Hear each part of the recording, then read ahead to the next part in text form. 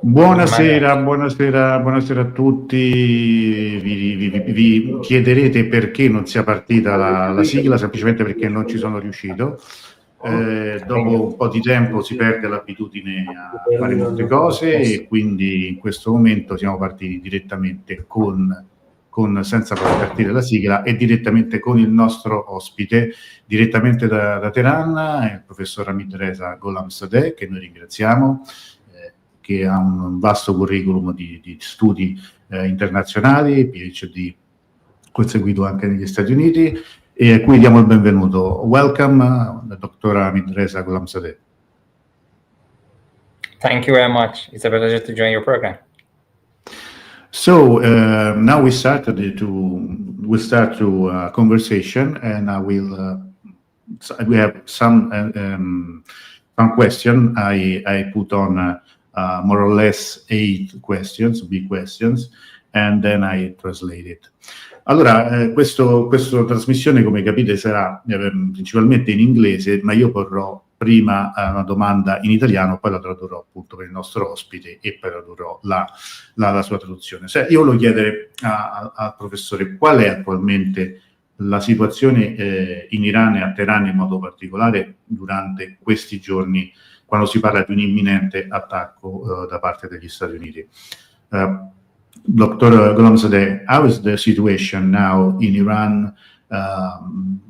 Here in Europe, media are talking about an imminent attack by the USA, but in the streets, in the common people, and then in the university, in research, and for the expert analysis, which is the situation? What do you think about it?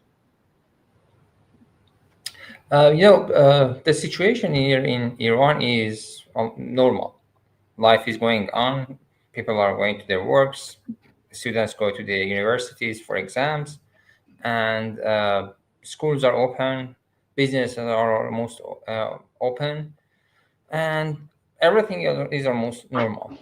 And this almost doesn't mean because of the threats of the United States.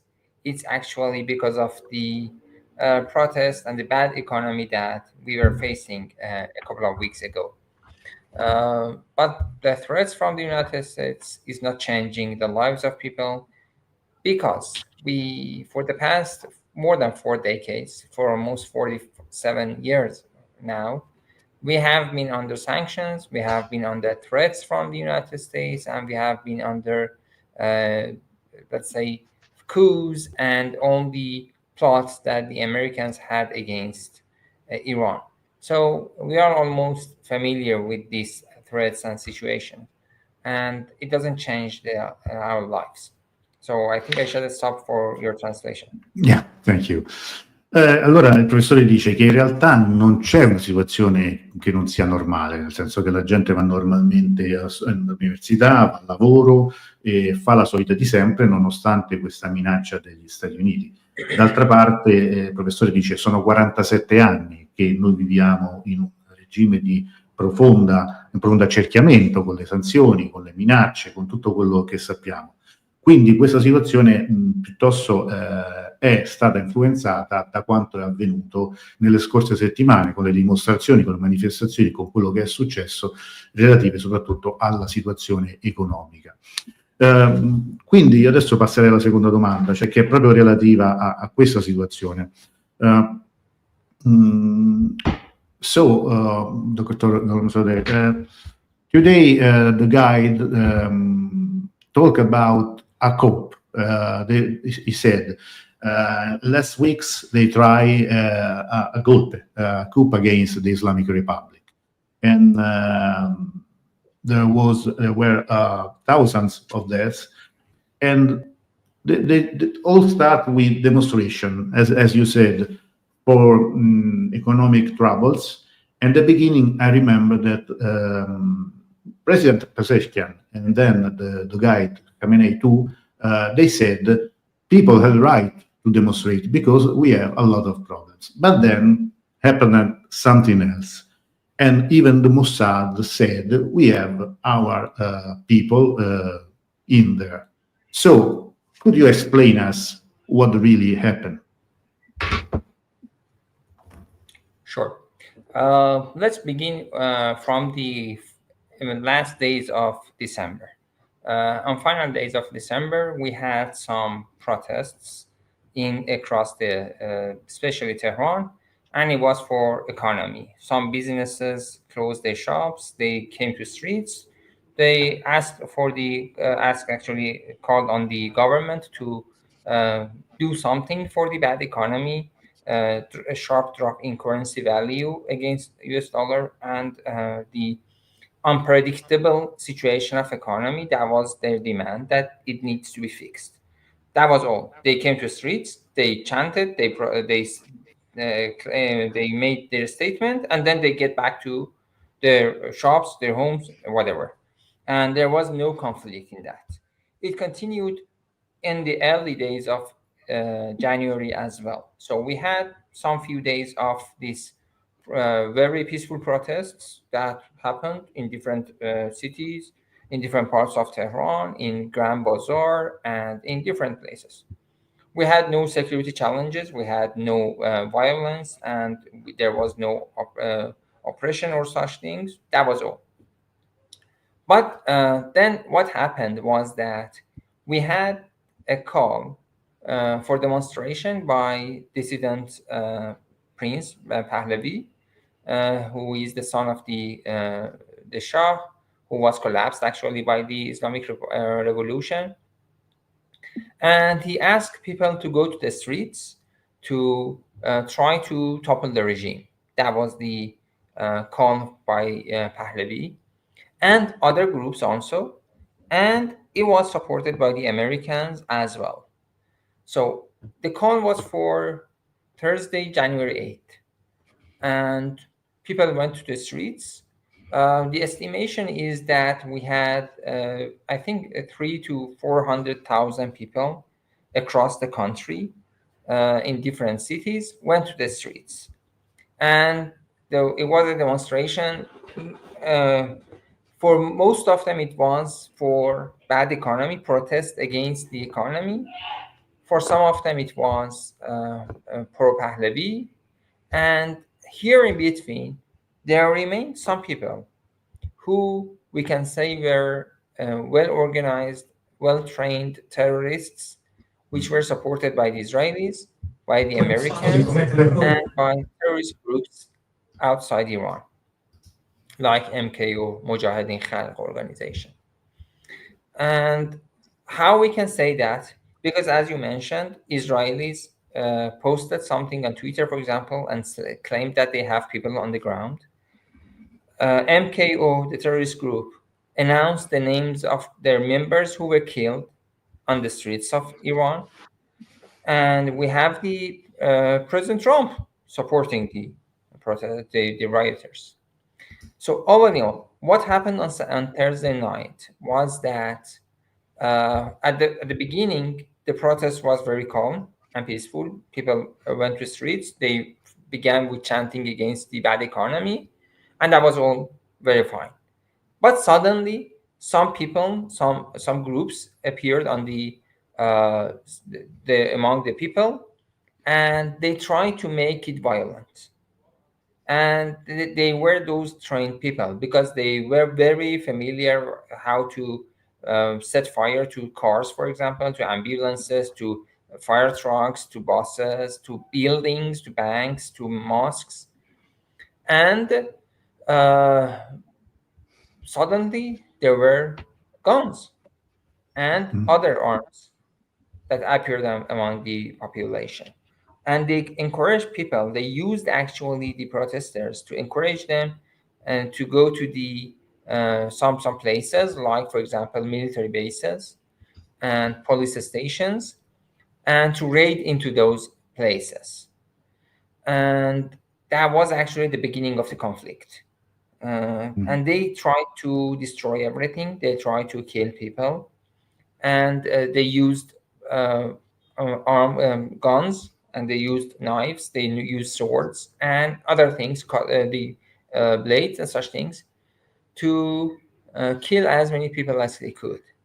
and there are footages, and I'm quite sure that you and your visitors have seen the footages that show that people are shooting at military stations or police bases and police stations. On Thursday night, security forces were not allowed to shoot live bullets. They had plastic bullets, they had sprays, but they did not have any order or any permission to use live bullets.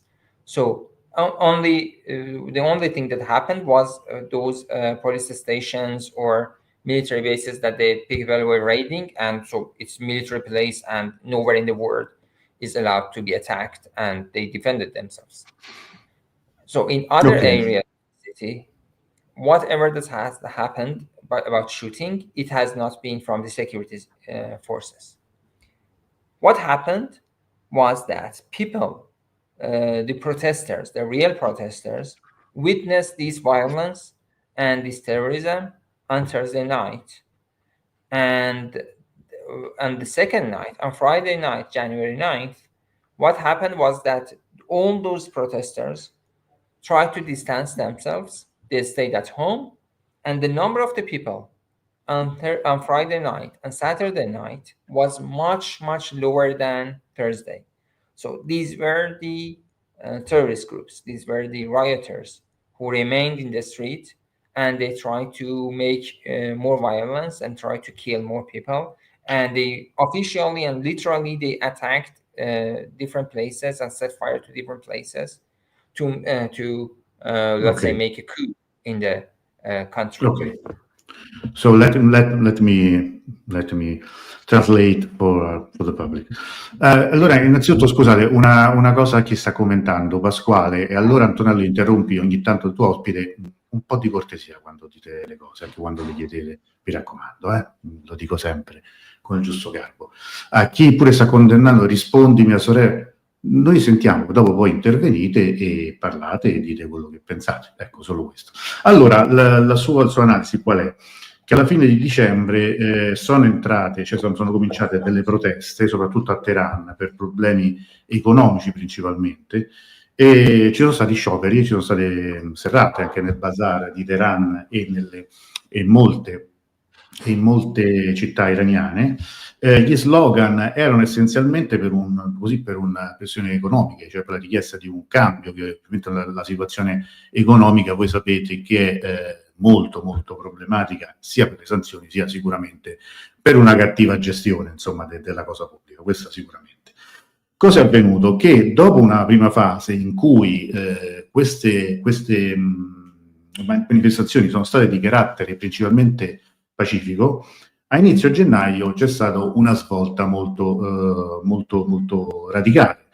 Cioè il professore attribuisce all'appello che l'erede dello Shah Pahlavi ha scritto, fece anche in un tweet in cui invitava la gente a scendere in piazza per rovesciare il regime. Questa era una cosa, vuol dire, non è un'opinione, questo, se voi andate a ricercare su X trovate questa dichiarazione.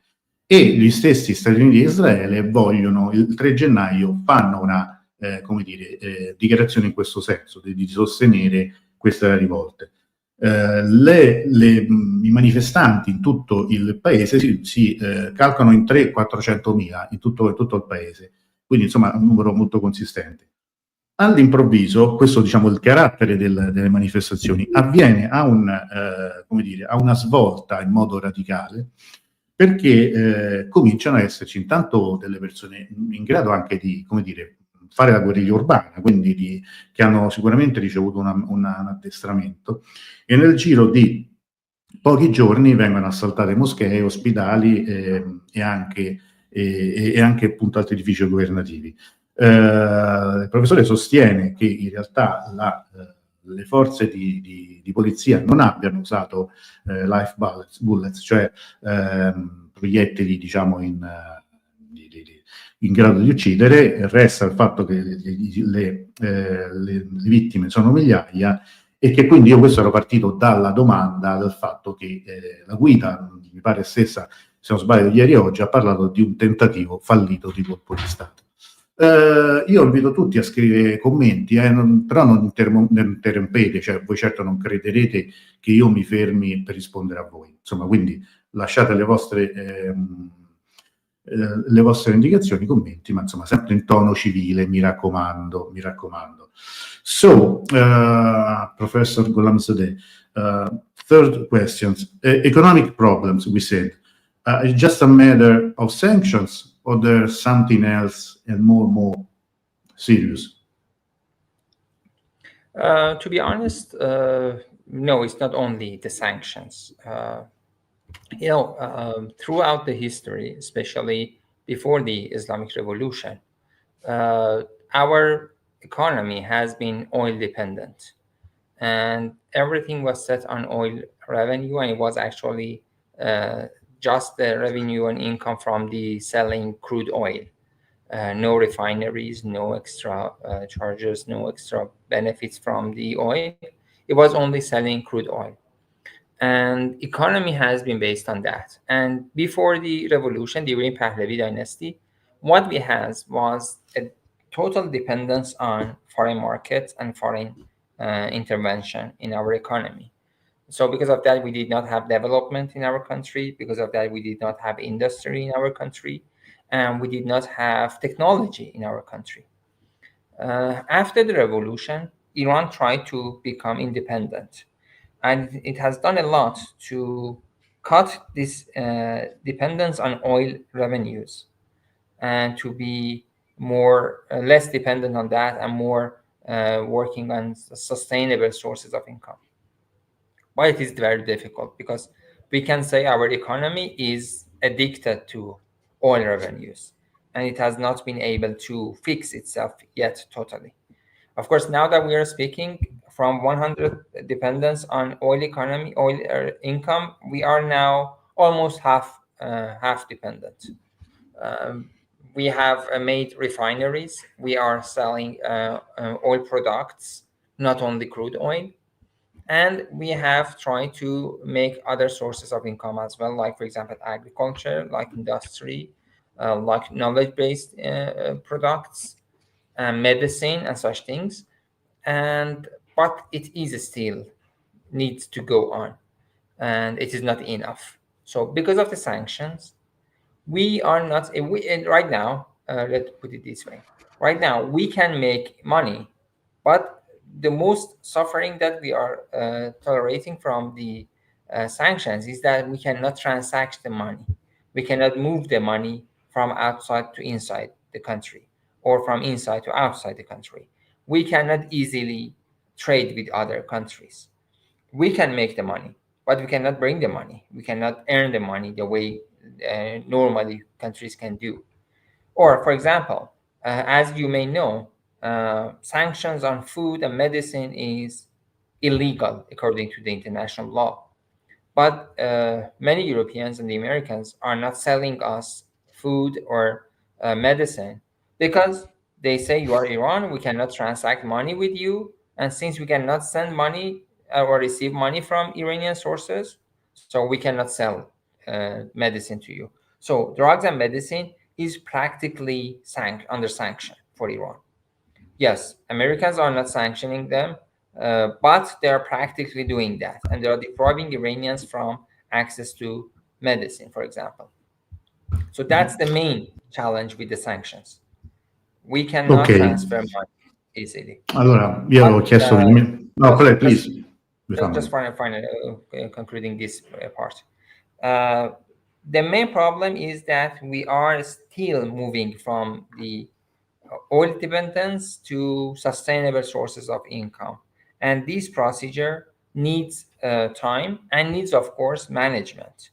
I cannot say that the whole management of Iran is totally correct. No, we have our challenges. We have our mismanagements. Sometimes we have bad officials. Sometimes we have good. Sometimes we have bad officials. All in all, I can say part of the challenge is for mismanagement and part of that is for the sanctions. Allora, avevo chiesto al professore, la crisi economica, la cattiva situazione dell'economia iraniana è solo una questione di sanzioni? Cioè siamo sicuri che dipenda solo dalle sanzioni? Il professore ha fatto una lunga disquisizione, cioè su come l'economia iraniana sia sempre in sostanza dipesa dall'esportazione di greggio, in particolare durante l'epoca Pahlavi, quando infatti allo sviluppo economico e all'export record del greggio iraniano non corrispose uno sviluppo per esempio delle raffinerie. Lui rivendica come un risultato positivo che dopo la rivoluzione la Repubblica Islamica ha cercato di una via di rendersi indipendente a questo, diciamo, questo doppio filo, diciamo, a questo nodo, no? dal petrolio, di dipendere dal petrolio. E sostiene che oggi questa dipendenza è ridotta della metà, cioè oggi l'economia iraniana dipende soltanto per metà dall'export del greggio, mentre in passato è stata molto più dipendente. Questo è avvenuto sia con uno sviluppo tecnologico, sia diciamo con una tendenza diversa a creare una diversificazione dell'economia. Però, e qui c'è diciamo una conclusione, qui ovviamente io concludo un po', cerco di sintetizzare l'intervento del professore, anche perché credo che molti capiscano l'inglese. C'è una difficoltà molto importante data per esempio dalle sanzioni, che cioè anche l'export di petrolio, poi ci sono problemi ad incassare il denaro, questo per via appunto della difficoltà del sistema bancario a far entrare i proventi in Iran. Ricorda anche che le sanzioni, quelle per esempio sui farmaci, sono dal punto di vista del diritto internazionale sarebbero illegali. La vera sfida è però un'altra, quella di eliminare, correggere la cattiva gestione della cosa pubblica, il cattivo management dell'economia iraniana. Quindi questo io credo che sia un dato molto molto interessante. Rispondo ancora a chi sta cercando, qualcuno che dice leggi i commenti. Io non leggo nulla, ragazzi, cioè i commenti sono lì per starci, gli altri li leggono, ma io ovviamente non mi posso mettere a rispondere a tutti. Avete la libertà e il diritto di scrivere, come chi segue la diretta ha il diritto di non essere disturbato. Se la diretta non vi piace potete andare a vedere qualcosa di meglio, insomma, fare qualche altra cosa. So we have the fourth question. Tension with the USA, tension with the Trump administration. How's the situation right now? I mean, right today, at this moment? With sanctions, we don't have much challenges. Whatever sanctions they impose against Iran, we don't have much challenge because they have done everything and nothing more than could happen for Iran. So, it has been for the past several years. Even during the first administration of President Trump, they imposed the maximum pressure campaign against us. And it did not have any impacts on Iranian economy because they have already done everything. And I remember John Bolton at the final days of Trump's first administration, he said that the maximum pressure campaign has failed. And he admitted that actually. So the sanctions are no challenge. The threats, again, not that challenge. Iran does not like to have war, but it is ready for war. And it was the message that this morning was given by the Supreme Leader, that if there is any attack against Iran, it would not be a limited war, it would be a regional war, and it would include the whole region. And that's the message that the Americans have received, and that's why they step back.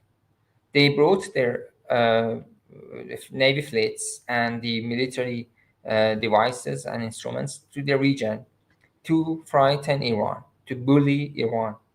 But they failed to do so because Iran has been very serious in its defensive capabilities and has prepared itself for the past 4 decades to be ready to defend itself against such attacks. So the Americans and the Israelis try to bring Iran to its knees and to make Iran collapse in June and during those 12-day wars. And what happened was that they were the side that asked for ceasefire, the Americans and the Israelis. And they had this miscalculation that if they attack, the people would go to the streets and then there would be a collapse of the regime. Then they reversed their calculation. We help people go to the streets, and then we go attack and support them, and then would be a regime change. Both of them failed.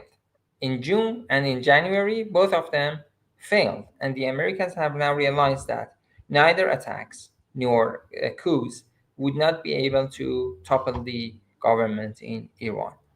So what we need to do, the Iranian side is trying to do, is to let the Americans, let President Trump realize that bullying is not working for Iran. It might work for the others, but Iran is not a country that could be bullied into some outcome, some decisions. So that's the message that the Americans have realized and received.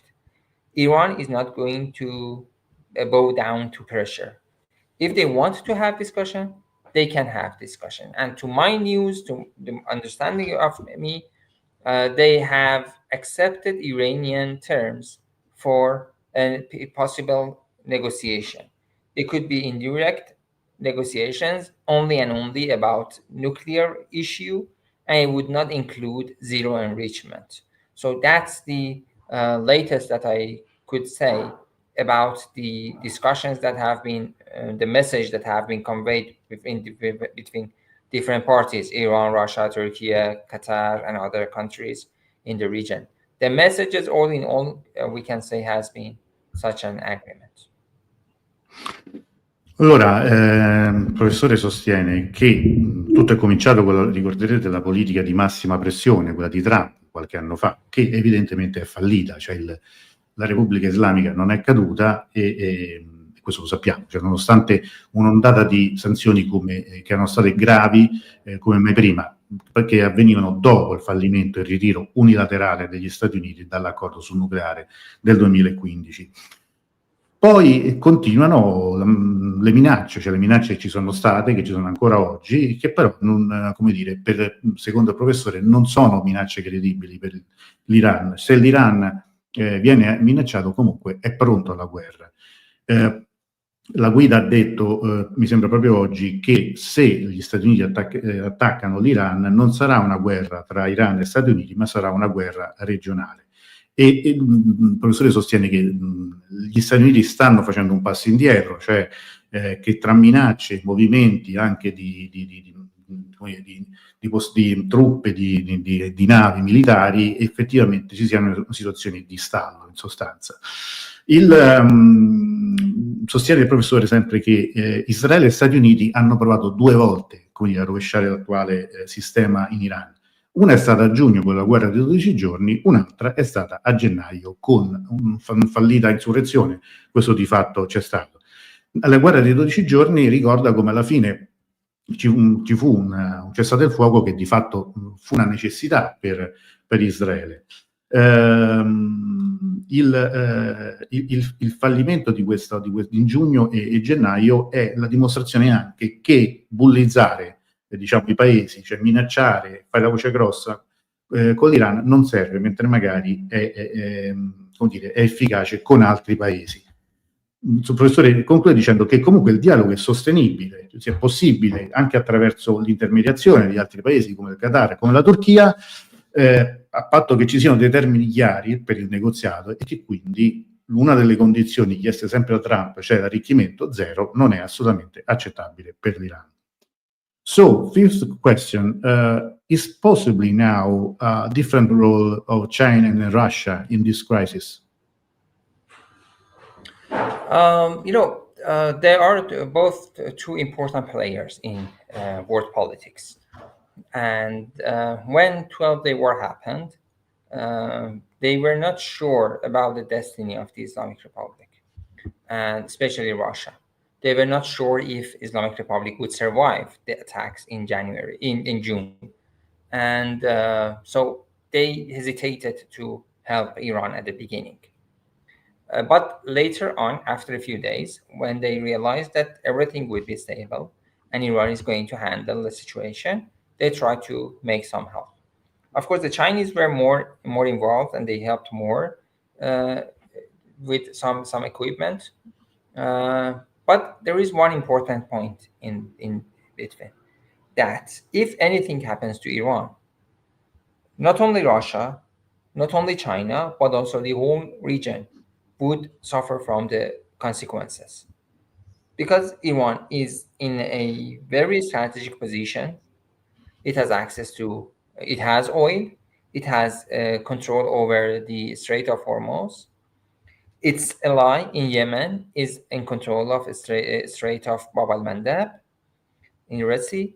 And of course, it is very key player in the security of this region, the Middle East or West Asia. And if the tension is increased here in this region, it would impact oil industry and oil prices globally.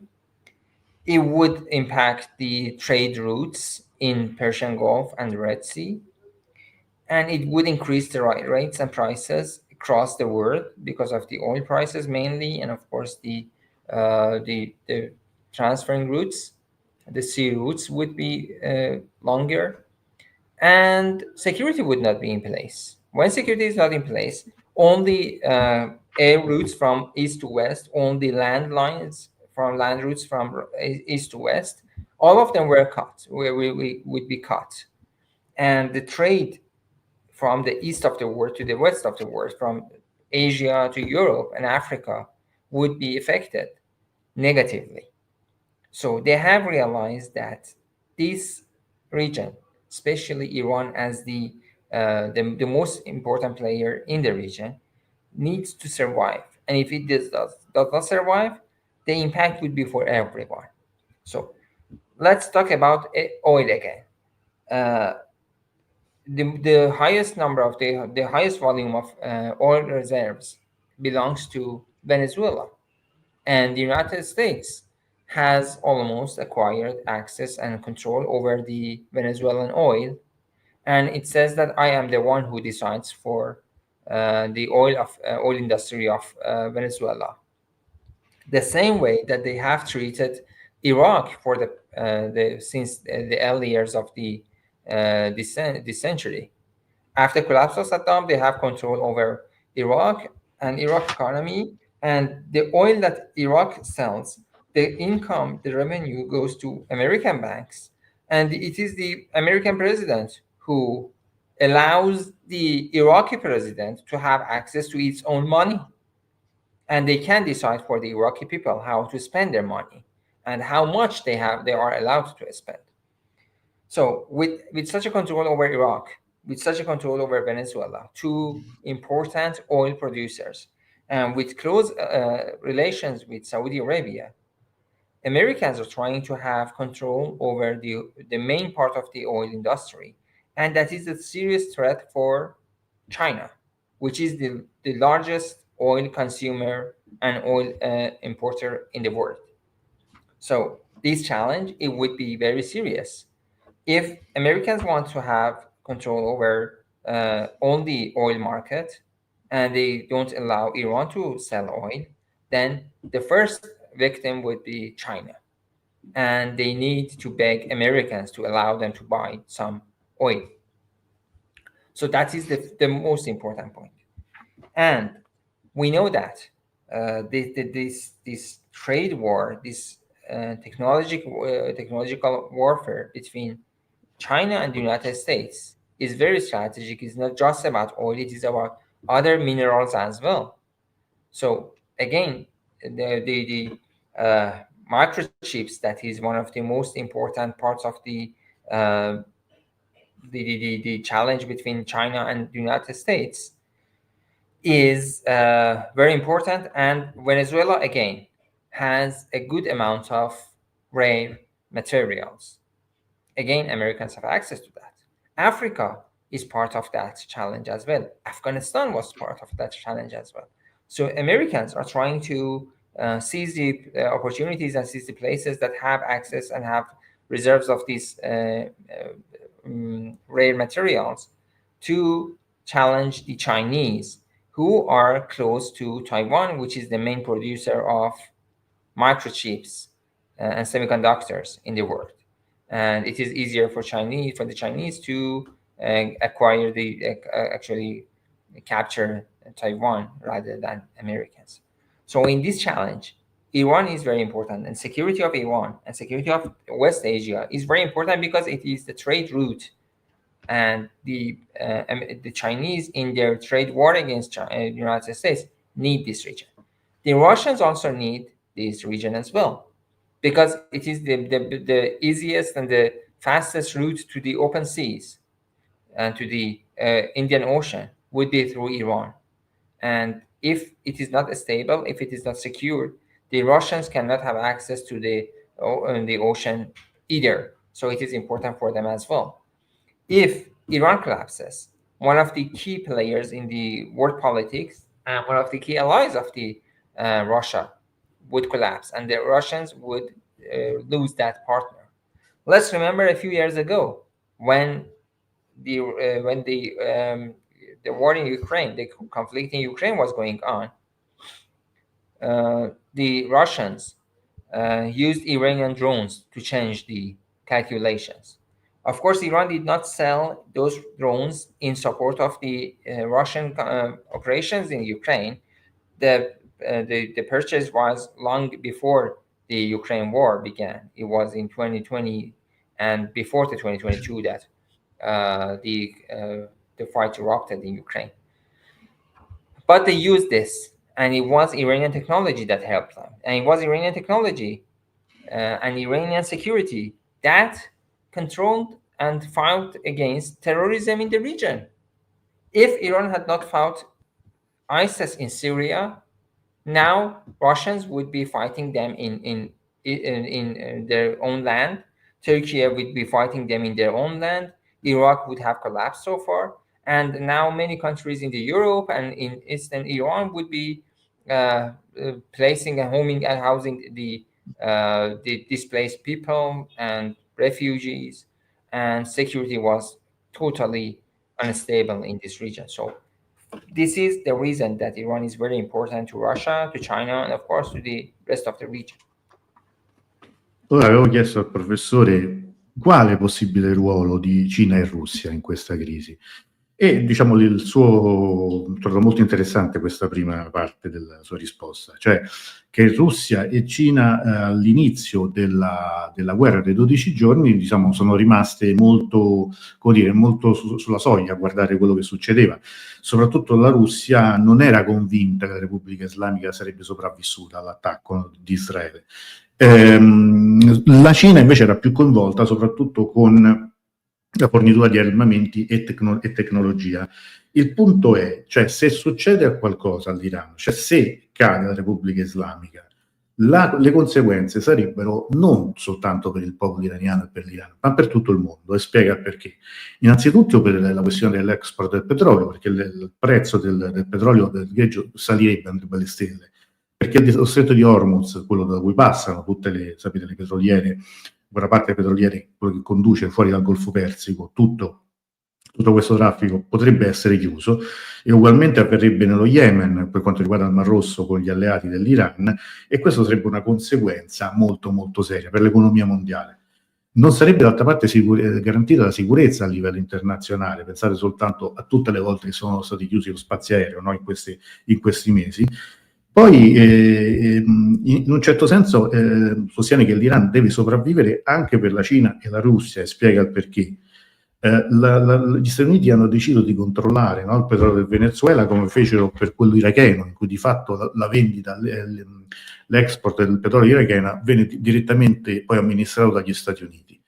Teniamo presente che la Cina è il più grande acquirente e consumatore di petrolio al mondo, e che quindi sarebbe la prima vittima di una crisi di questo tipo, della caduta della Repubblica Islamica. Parla poi appunto della questione tecnologica, c'è una questione relativa alle terre rare, che sono essenziali per i microchip, per tutta la tecnologia, che è una sfida che oramai è molto importante, e ricorda anche, questo concludo, insomma, un po' sintetizzando, cioè riguardo anche le grandi vie del commercio che sarebbero messe a rischio, e ricordava come la Russia nella guerra in Ucraina ha usato droni iraniani comprati prima del 2022, quindi non in regime, insomma, quelli di sanzioni per la guerra, ma che comunque questo dimostra che l'Iran ha una tecnologia in grado anche di combattere, di combattere e quindi di resistere. E ricorda anche che l'Iran ha usato questa forza militare per combattere il terrorismo dell'ISIS in Siria. Se non l'avesse fatto sarebbe stato un problema sia per la Russia, sia per la Turchia e sia per gli stessi paesi europei, che sicuramente avrebbero poi avuto fenomeni di terrorismo e ondate di rifugiati. Allora, 6 questions, just very simple. Friends and enemies of Iran. Amici e nemici dell'Iran. France? And enemies. Which are friends and enemies of Iran? Difficult question. Anyone who respects Iranian sovereignty is a friend. Anyone who wants Iran independent, indefensible, and let's say unstable, they are enemies. So at the top of them is the United States. And the second is the minor part of the United States, which is the Israeli regime. The other countries, I would not say that we don't have many enemies, but we have countries who are mistakenly considering Iran an enemy, and they are treating Iran as an enemy, like European Troika, France, Germany, and of course the United Kingdom. They are acting as an enemy of Iran because throughout the history, as you all know better than me, these Europeans have been colonizers, and they used to have that. The British had that empire that in which sun did not set throughout the day, and they have access all around the world, and they never could actually colonize Iran. They never could control Iran totally, and they could not capture Iran. And they are not ready to understand that other countries can have power, can be independent, and can be sovereign. That, let's say, Eurocentric vision, in which Europeans are better than the others and more important than the others, or in George Orwell's words, or Europeans are more equal than the others, that mindset still remains in their mind.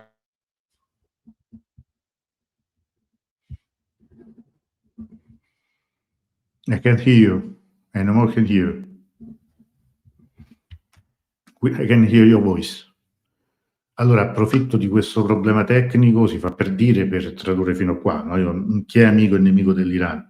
La risposta è stata: chi rispetta la sovranità dell'Iran è chiaramente un amico. Tutti quei paesi che non la rispettano, a cominciare da Stati Uniti e Israele, ovviamente sono nemici. Poi ci sono paesi che invece erroneamente ritengono l'Iran nemico, ritengono una minaccia. Oh, so, please. Okay, please. Sorry, I lost the videos. We're going on? Okay. Yeah. So I was saying, the Americans and the European Troika, not the whole Europeans, of course, the Troika, the British, the French, and the German, of course, the officials, I'm talking, not the people, they are considering themselves more important than the others, and they are very Eurocentric, they are supremacists, and they think that they are better and they can decide for the others.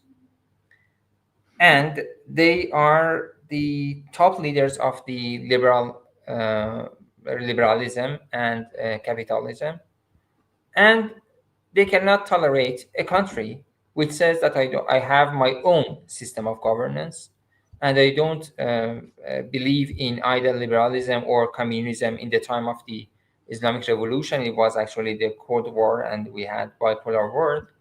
And the motto of Iran at the early days of revolution was neither East nor West, the Islamic Republic. That was actually the motto that people chanted on the streets 47 years ago.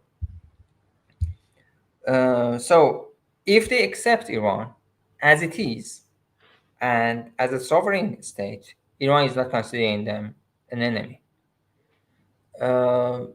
And Israel is not accepted and recognized by Iran because basically it is based on occupied land, and it could never be accepted as a country and accepted as a friend because it is totally based on occupation and usurpation. So it's not acceptable to Iran because people are displaced and people are killed, as we have witnessed for the past 2 years, the genocide in Gaza. So if we want to say friends, any country who respects Iran as a sovereign country is a friend to Iran. Riprendendo appunto quello che stavo dicendo prima, che diceva il professore, diceva appunto quelli che sono paesi che appunto non rispettano la sovranità dell'Iran, e questi altri paesi, lui fa riferimento soprattutto agli Stati Uniti, alla troica dell'Unione Europea, cioè Francia, Gran Bretagna e Germania, che amano decidere per gli altri, cioè si considerano, lui cita Orwell, più uguali degli altri, e che quindi in questa visione eurocentrica, basata anche su una visione totale del liberalismo come sistema di governo dei paesi, non tollerano realtà che siano alternative a questo sistema. Lui ricorda che nella rivoluzione del 1979 diciamo, i manifestanti nelle strade dicevano né est né ovest Repubblica Islamica. Allora eravamo nel piano della guerra fredda, e quindi questo significava che lo scopo della rivoluzione era anche creare un sistema terzo, un sistema come dire, che fosse alternativo a quei due tipi di sistema economico e politico. Conclude parlando di Israele, lui dice che l'Iran non lo potrà mai riconoscere in quanto un regime occupante e autore di un genocidio. Il riferimento a Gaza è evidente. Siamo alle battute conclusive. Other two questions. I'd like to give you two questions. First, how do you see the future of the Islamic Republic after Khamenei? Chiedo come vede il futuro della Repubblica Islamica dopo Khamenei. The Islamic Revolution happened in 1979, and Imam Khomeini, the first leader of Iran, demised in 1989, and it was almost a decade after that. And at that time, I was about 8-9 years old, and I remember that it was discussed that because in the final years, Imam Khomeini was sick, and it was clear that because of the age, he is going to demise very soon. And everyone was concerned about that. What would happen after Imam Khomeini? And they said it was discussed in many places, in media, in analysis, that if he passes away, then there would be riots in the country, there would be collapse of the regime, there would be war and such things. But nothing happened. Nothing happened because everything was considered in the constitution. According to the constitution, we have assembly of experts elected by the people by public vote, and this assembly of experts is responsible for observing the performance of the leader and choosing the next leader. And they gather, they have meetings every 6 months. Every half a year, they have one in winter and one in summer. Usually, they have this gathering. And every 6 months, one of the agenda in their gatherings, discussing all the situations in the country and everything that they need to discuss, one of the agenda is to discuss secretly who has the potential to replace the leader if anything happens to him. So every 6 years, they consider the substitute replacement for the leader if anything happens, God forbid. So if anything happens, then the procedure would go on. The assembly of experts gathers, and now we have online situation and we have online facilities, and it could be done quickly online, and they discuss the options and then they vote for that, and very quickly the next leader would be appointed.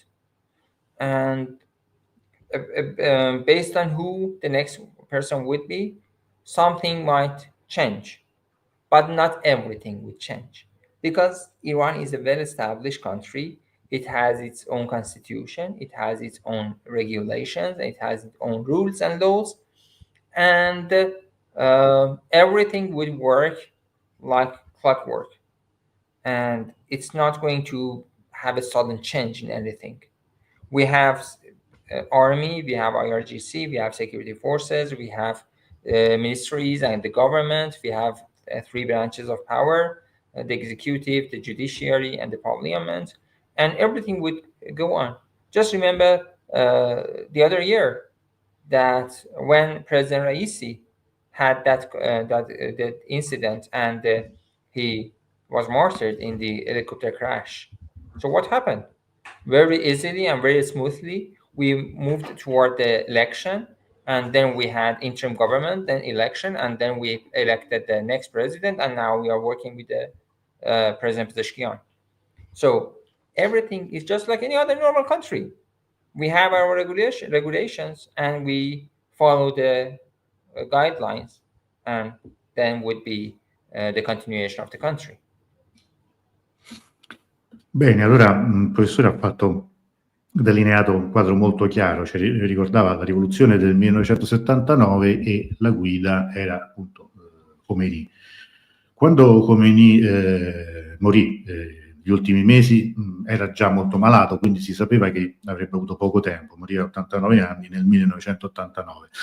Per molti mesi, gli ultimi mesi di Khomeini, c'era questo timore, cioè che cosa succederà, ci saranno disordini, collasserà la Repubblica Islamica, eccetera, eccetera.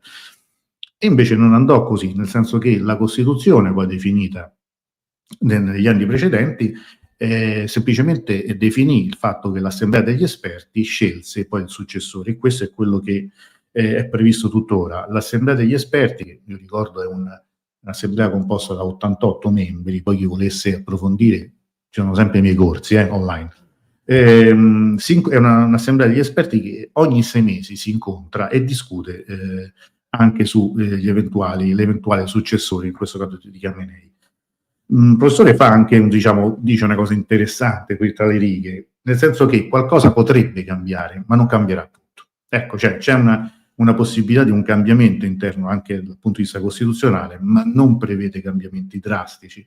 Fa l'esempio anche di quando morì il presidente Raisi, ricorderete nel 2023, se non sbaglio, un incidente, nel 2024, morì incidente in un elicottero, e lì la sostituzione fu molto veloce e naturale, vennero indette nuove elezioni e venne eletto l'attuale presidente Pezeshkian. So we arrive at the very last questions, and there's a question that I thought about this morning when I saw a video with members of Iranian parliament wearing IRGC uniforms, chanting slogans against Israel and the United States. So my question is that we are looking for this is a joke, but for a Islamic Republic, less Islamic and more near the Pasdaran. Cioè, ho chiesto al professore, ho visto un video stamattina con i membri del Parlamento tutti vestiti con l'uniforme dei Pasdaran, che scandivano slogan contro lo sionismo di Israele. Questo è un segnale che vedremo una repubblica, meno islamica e più vicina invece ai Pasdaran, ai militari? So you said less Islamic and more military? Yes, this was a very crude image, member of parliament all dressed in IRGC. It was a form of supporting the IRGC, saying that only sections of the government, the executive branch, the parliament and the legislative branch, the judiciary, and the army and security, the armed forces, All of them are together and united. This was actually a act of support for the IRGC. It doesn't mean that they are changing the politics and changing everything. As I said, every branch has its own power, and they are working together, just like the balance of power that we have in the United States, in Italy, in France, every part of the world. And they are supporting one another. The Europeans and the European Union is doing a great mistake, because it was the IRGC who was the key player in fight against terrorism in our region. Even when the Americans went to Afghanistan to attack Al Qaeda in Afghanistan, it was Iran who helped them, because they were stuck there and they could not proceed in the attack, and it was Iran who supported them. When they came to Iraq, it was Iran who helped them to proceed with changing the government after the collapse of Saddam, and to make some establishment and to make some stability in Iraq. And when ISIS was, quote unquote, deliberately created by the Americans in order to weaken Assad's government and Iraq, in Syria and Iraq, it was Americans who created, and it was something that Mike Flynn admitted, that Hillary Clinton had admitted that. It was Iran who fought against these terrorists. Iran was the key player in fight against ISIS terrorism in Syria and in Iraq. And that's why we have stability in this region. Who supported Jolani in Syria? He was on the top 3 figures of the terrorist groups. Mr. Jolani, who is now renamed as Ahmad Ashar, rebranded as Ahmad Ashar, and the Europeans and the Americans are supporting him, and they are meeting with him. He was the top leader of the terrorists. He was in Al Qaeda and ISIS, not only in one of them, both of them. And now they are working with him. Why? Because they want to weaken Iran. So that is the grave mistake, because in the future, the same terrorists in Syria or in other places that now the Europeans and the Americans are supporting, they would turn back and they would backfire, and they would make insecurity inside the Europe. And the player who was fighting these terrorists was IRGC, and they did not respect that. They did not recognize all the efforts that Iran has done. Iran has had many martyrs in fight against these terrorists. Iran has given a lot of martyrs in fight against drug, actually, and drug smuggling. And if it's not the IRGC and the Iranian security forces, many drugs would be smuggled into Europe, and then they need to stand against this addiction in their own country, and all the social problems and all the economic problems that it would bring to the Europeans. So Europeans make a great mistake, and the Iranian officials are showing their support for the IRGC to tell the world that they are playing a wrong game. They are accusing a wrong person for terrorism.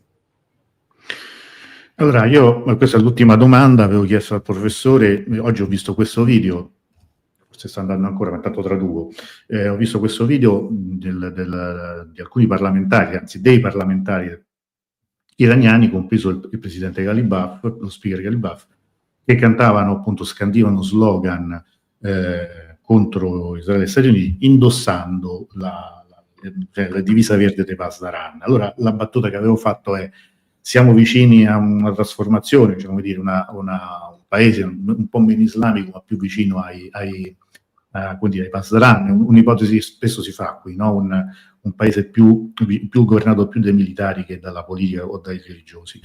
E lui ha detto di no, sostanzialmente, che cioè questa era una forma di sostegno ai Pasdaran, ricordando che, come in ogni paese, anche in Iran, ogni branca ha i suoi poteri e le sue responsabilità, e l'Unione Europea, qui volevo arrivare, ha fatto un grande errore a includere i Pasdaran nella lista delle formazioni terroristiche. Ricordiamo voto suggerito dal nostro ministro degli esteri italiani, perché il professore ha ricordato che i Pasdaran hanno combattuto contro l'ISIS in Siria, hanno aiutato gli Stati Uniti a combattere i talebani in Afghanistan, hanno aiutato gli Stati Uniti ancora a dare una stabilità all'Iraq dopo la caduta di Saddam Hussein, e mentre invece molte di queste formazioni terroristiche sono state create proprio dagli Stati Uniti. E invece l'Iran è stato un elemento chiave per la lotta a questi fenomeni. E dice appunto il signor Giolani, che adesso è l'attuale presidente nuovo della Siria, un uomo nuovo su cui hanno puntato anche gli americani, è stato membro sia di Al-Qaeda sia dell'ISIS, adesso è diventato invece un leader credibile. Queste scelte, queste posizioni dell'Unione Europea sono un grande errore per il futuro, perché permettendo questo tipo di sconfinamenti, anche il crescere di questi fenomeni, e impedendo la lotta al terrorismo e al narcotraffico, potrebbero trovare questi problemi presto dentro casa. So, Professor Gholamzadeh, thank you very much for your time. We do appreciate your participation, your spoke and your words.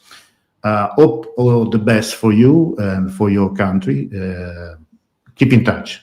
Thank you. Thank you very much. It was a pleasure to join the program, and it was an honor for me. Have a good day and all the blessing for you as well. Bene, allora intanto saluto tutti, ringrazio tutte le persone che hanno partecipato, opinioni anche discordanti. Io vi chiedo, vi faccio sempre ricordo una cosa: su tutti gli altri posti potete leggere le stesse solite cose, qui magari potete ascoltare anche una voce che invece non sentirete mai sicuramente sui canali tradizionali. Con questo vi saluto, ci vediamo presto con le nostre trasmissioni. Buona serata a tutti.